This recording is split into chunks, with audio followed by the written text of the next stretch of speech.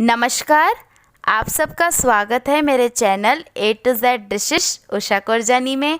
तो आज आपके साथ मैं शेयर करने जा रही हूँ बहुत ही बढ़िया सी नमकीन की रेसिपी। हम सबको नमकीन बहुत ही पसंद है, पर हम सोचते हैं घर पर तो बना ही नहीं सकते हैं। तो आज मैंने घर पर ही बनाई है बहुत ही बढ़िया सी दाल मूठ। खाने में बढ़िया लगती है और इसके अंदर जो हमने ये सेव डाली है वो भी हमने घर पर ही बनाई है। और अब आ रही है दिवाली, तो ये रेसिपी बनाना तो बनता है, तो ज़रूर ट्राई कीजिएगा और वीडियो को एंड तक ज़रूर देखिएगा। तो चलिए बनाना शुरू करते हैं एकदम मार्केट जैसी दाल मूठ। तो सबसे पहले यहाँ पे मैंने अक्खे मसूर की दाल ले ली है, ये आपको मार्केट में इजीली मिल जाएगी। ये हमने 250 ग्राम ले ली है। उसके बाद मैंने यहाँ पे लिया है 200 ग्राम बेसन लिया है। फिर उसके बाद मैंने यहाँ पे लिया है 1 बड़ा चम्मच हल्दी पाउडर। फिर मैंने यहाँ पे लिया है नमक लेने के बाद यहाँ पे मैंने ले लिया है आधी चम्मच काली मिर्ची पाउडर। और फिर मैंने यहाँ पे लिया है कुकिंग ऑयल, ये करीब 2 बड़े चम्मच कुकिंग ऑयल मैंने यहाँ पे लिया है। इसके बाद यहाँ पे मैंने लिया है 1 बड़ा चम्मच चाट मसाला, 1 बड़ा चम्मच काली मिर्ची पाउडर। फिर मैंने यहाँ पे लिया है नमक लेने के बाद यहाँ पे मैंने ले लिया है 1 बड़ा चम्मच भुना हुआ ज़ीरा पाउडर और 1 बड़ा चम्मच लाल मिर्च पाउडर। ये दोनों इंग्रेडिएंट्स हो गए, मूठ बनाने में भी हम इस्तेमाल करेंगे और सेव बनाने में। तो सबसे पहले दाल मूठ बनाने के लिए हम ये जो अक्खा मसूर की दाल है इसे हम भिगोएंगे। तो सबसे पहले यहाँ पे मैंने ये अक्खा मसूर की दाल ले ली है, ये आपको कोई भी किराना स्टोर से मिल जाएगी। तो सबसे पहले इसे हमें भिगोना है। तो यहाँ पे मैंने एक बाउल ले लिया है, उसमें ये दाल को इस तरह से डाल दूँगी। दाल को हमने अच्छे से साफ़ कर लिया था। अब इसके अंदर पानी डाल देना है, करीब 2 बड़े कप आपको इसमें पानी डालना है और अच्छे से 3 से 4 पानी से आपको धो लेना है। इस तरह से हाथ से मसलते जाइए और इसे 3 से 4 पानी से धो लेना है। तो यहाँ पे आप देख सकते हैं इसे 3 से 4 पानी से मैंने धो लिया है। अब इसे आपको 5 घंटे तक भिगो के पानी में ऐसे ही रख देना है। तो यहाँ पे 5 घंटे हो चुके हैं और आप देख सकते हैं ये जो अक्खे मसूर की दाल है वो अच्छे से भिग चुकी है। इसका जो फूल गई है आप देख सकते हैं थोड़ी थोड़ी ये दाल। अब इसे हम इस तरह से पानी निकाल देंगे अच्छे से इसका। तो देखिए हमने पानी निकाल दिया है।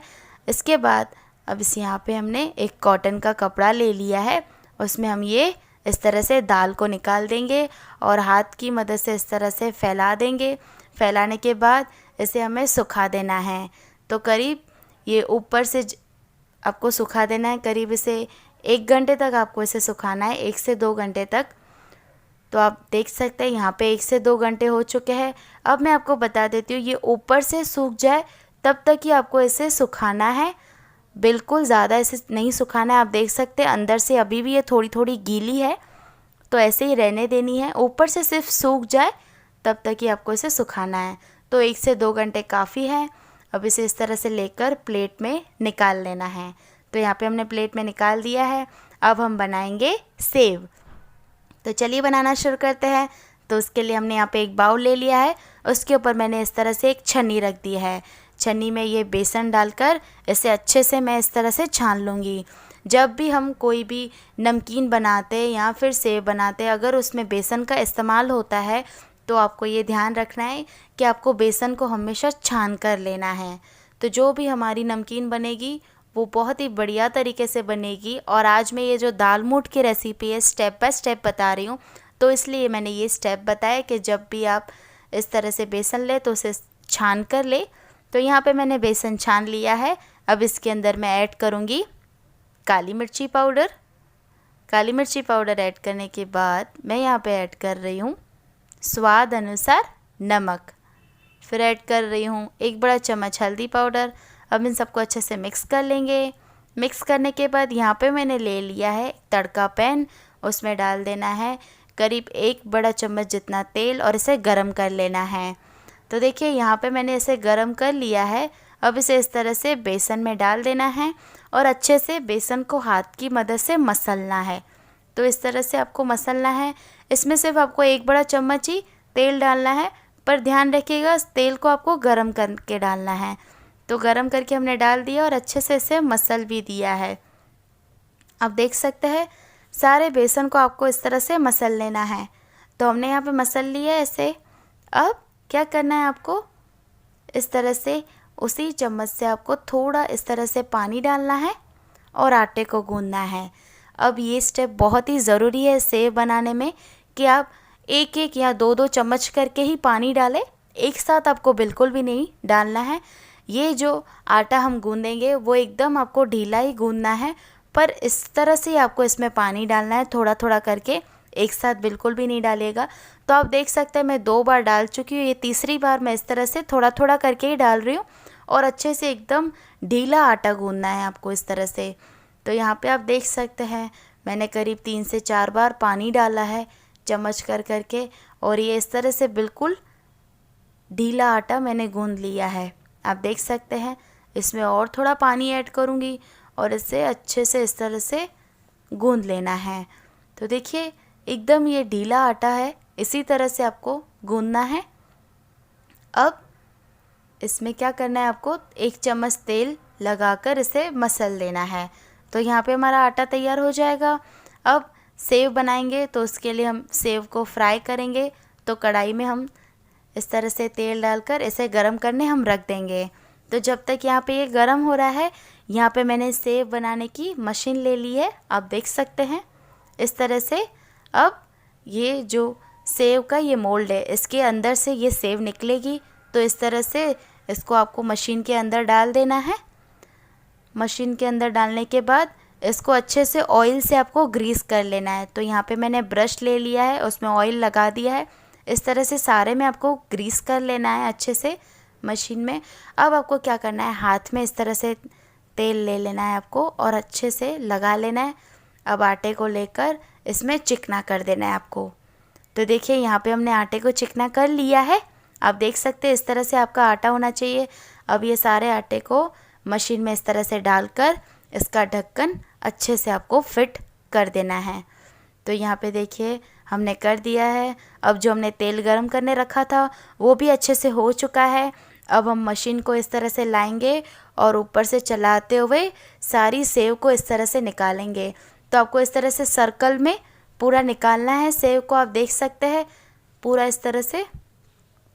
तो यहाँ पे आप देख सकते हैं मैंने सेव निकाल दी है। अब इसे आपको अभी टच नहीं करना है, इसे आपको फ्राई होने देना है एक जगह से। तो आप देख सकते हैं ये बबल्स आना शुरू हो चुके हैं, यानी एक साइड से ये फ्राई हो चुकी है। अब इसे धीरे धीरे करके पलटना है। तो यहाँ पे देखिए इस तरह से पलट लीजिए। अब आप देखेंगे कि दूसरी साइड से भी बबल्स आना शुरू हो चुके हैं। तो जब तक ये बबल्स ख़त्म नहीं होते तब तक इसे हमें फ्राई करना है। तो यहाँ पे देख सकते हैं ऑलमोस्ट बबल्स ख़त्म हो चुके हैं। अब इसे हम इस तरह से निकाल देंगे। बहुत ही क्रिस्पी हमारी ये सेव बनी है, आप देख सकते हैं। इसी तरह से हमने सारी सेव तैयार कर ली है। अब इसे हम ठंडा कर देंगे। तो इसी तरह से रूम टेम्परेचर पे आपको इसे रख देना है। तो यहाँ पे देखिए सेव ठंडी हो चुकी है बहुत ही बढ़िया तरीके से। अब इसे हमें क्या करना है, एक इस तरह से बाउल में ले लेना है और इसे हाथ से तोड़ देना है। तो देखिए इस तरह से मैंने सारी सेव को तोड़ दिया है। हाथ की मदद से इसे सारा आपको तोड़ देना है। तो यहाँ पे हमारी सेव एकदम तैयार है। आप देख सकते हैं कितनी बढ़िया तरीके से हमने तैयार कर ली सेव, बहुत ही खाने में बढ़िया लगती है। अब जो हमारा मोठ है उसे हम फ्राई करेंगे। तो उसके लिए हमने यहाँ पे तेल गरम करने रख दिया कढ़ाई में। मोठ फ्राई करने में तेल है वो थोड़ा ज़्यादा जाता है। तो यहाँ पे हमने तेल डालकर इसे गरम करने रख दिया है। अब यहाँ पे हमने ले लिए इस तरह की एक छन्नी, आप देख सकते हैं ये छन्नी मोठ फ्राई करने में हम इस्तेमाल करेंगे। तो इस तरह से ये छन्नी में होल होने चाहिए और इतनी ये डीप होनी चाहिए, आप देख सकते हैं। अब ये हमने जो तेल गरम करने रखा था वो हो चुका है। अब इस तरह से कढ़ाई के ऊपर ये छन्नी रखेंगे और ये जो मूठ हमने प्लेट में निकाल के रखे थे वो इस तरह से डालते हुए छन्नी को धीरे से डालेंगे तेल के अंदर और चम्मच की मदद से इस तरह से चलाते जाएंगे और इसे फ्राई करेंगे। हमने यहाँ पे तेल ज़्यादा रखा है क्योंकि मोठ हमें डायरेक्ट तेल में हम नहीं डाल सकते, इस तरह से छन्नी में डालकर आपको इसे फ्राई करना होता है। तो इसीलिए आपको इस तरह से चलाते जाना है और इसे फ्राई करते जाना है। तो यहाँ पे आप देख सकते हैं जब तक ये क्रिस्पी ना हो तब तक आपको इसे फ्राई करना है। तो आप देख सकते हैं कितनी बढ़िया तरीके से हमारी मोठ फ्राई होके तैयार है। अब इसे हम निकाल देंगे। तो हमने एक प्लेट पर अच्छे से टिश्यू पेपर बिछा दिया है। अब ये सारे मोठ को हम इस तरह से निकाल देंगे ताकि जो इसका एक्स्ट्रा ऑयल है वो अच्छे से निकल जाए, एब्जॉर्ब हो जाए पूरा। तो यहाँ पे हमने सारे इस तरह से मोठ तैयार कर लिया है। आप देख सकते हैं हमारे मोठ फ्राई होके भी तैयार है और हमारी सेव भी तैयार है। अब इन दोनों को हम करेंगे मिक्स। तो इसलिए यहाँ पे हमने ले लिया एक बाउल, उसमें सबसे पहले हम डाल देंगे फ्राई किए हुए मोठ। तो यहाँ पे मैंने मोठ डाल दिए हैं। मोठ डालने के बाद इसके अंदर अब हम ऐड करेंगे मसाले। तो यहाँ पे सबसे पहले मैं ऐड कर रही हूँ चाट मसाला। तो यहाँ पे मैंने डाला है 1 बड़ा चम्मच चाट मसाला, फिर डाला है 1 बड़ा चम्मच भुना हुआ ज़ीरा पाउडर, 1 बड़ा चम्मच लाल मिर्च पाउडर, 1 बड़ा चम्मच काली मिर्ची पाउडर, और फिर मैं डाल रही हूँ स्वाद अनुसार नमक। नमक आपको ध्यान से डालना है क्योंकि चाट मसाला में भी नमक होता है और सेव डालने में भी हमने नमक यूज़ किया है। तो आप अपने टेस्ट के अकॉर्डिंग डालिएगा। और दूसरी बात, अगर आपको खट्टा पसंद है तो यहाँ पे आप नींबू के फूल भी इस्तेमाल कर सकते हैं। हमने यहाँ पे नहीं किया पर आप कर सकते हैं अगर आप खट्टा खाते हैं तो। अब सब हमने डाल दिया है, अच्छे से इसे चलाते हुए मिक्स कर देंगे। और दूसरी बात आपको ये ध्यान रखनी है कि जब आप मोठ फ्राई करके निकालें तो जब वो गर्म हो तभी सारे मसाले डाल दे, तो अच्छे से ये कोट हो जाएंगे, सारे मसाले मोठ में अच्छे से लग जाएंगे। तो गरम गरम ही हो उसमें आपको मसाले डाल देने हैं। अच्छे से हमने इन सबको मिला दिया है। अब हमने सेव भी डाल दिए। अब इन दोनों को हम अच्छे से मिक्स कर देंगे। तो ये तैयार हो जाएगा बढ़िया से दाल मोठ। आपको 2-3 बातों का ध्यान रखना है। आपको मोठ को अच्छे से, जो कॉटन का कपड़ा होता है उसमें उसे डालना है अच्छे से फैलाकर, जब तक उसका मॉइस्चर सूख ना जाए तब तक आपको उसे सुखाना है। तो देखिए ये हो गया और हमारा तैयार हो गया बढ़िया से दाल मोठ। आप देख सकते हैं एकदम मार्केट जैसा हमने ये तैयार की है, नमकीन। और अभी आ रही है दिवाली, तो ये रेसिपी ट्राई करना बनता है। तो ज़रूर ट्राई कीजिएगा और मुझे कमेंट सेक्शन में बताइएगा कि आपको ये मेरी रेसिपी कैसी लगी है। अच्छी लगी है तो वीडियो को लाइक कीजिए, शेयर कीजिए और मेरे चैनल को सब्सक्राइब करना बिल्कुल ना भूलें। आज के लिए बस इतना ही। Thank you for watching.